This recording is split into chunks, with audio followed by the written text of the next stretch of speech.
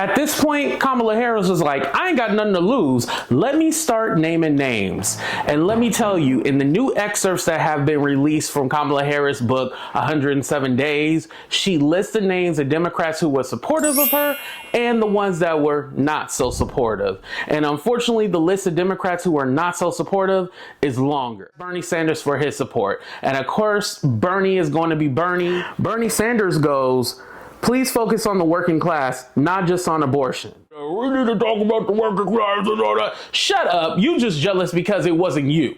Bernie Sanders is going to forever be jealous of anybody who gets nominated for president. He literally still thinks that he is in 2016 when he actually had a chance. It's Nancy Pelosi.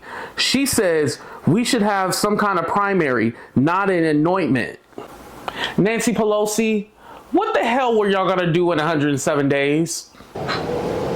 Can someone answer that? What were you gonna do in 107 days? Because were y'all just gonna have one debate, then this open primary where we all vote on who we want, like in 107 days? One thing I wanna say about Nancy Pelosi, she needs to be primary. Get her up out of there. She need to retire. All I want you old hoes to do is to retire.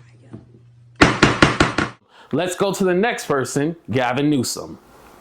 So she contacted Gavin Newsom and asked him for his support, and he sent her a text message back saying, hiking, we'll call back. He never did. Wow. Wow. Gavin Newsom never called back.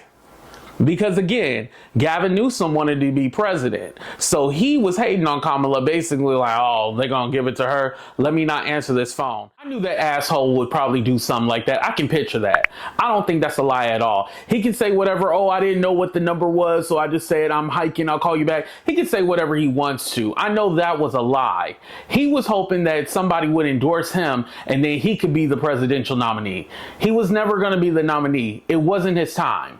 And hopefully in 2028, it is still not his time. Y'all can be fooled by Gavin Newsom and this whole, oh yeah, I'm trolling Trump and all this stuff. You can be confused by him, but don't forget, he's the same person who had Charlie Kirk and Steve Bannon on his podcast, and he basically was eating their ass, not even pushing back or saying anything. He wasn't debating them. He just basically nodded his head and agreed with everything. Gavin Newsom is not to be trusted.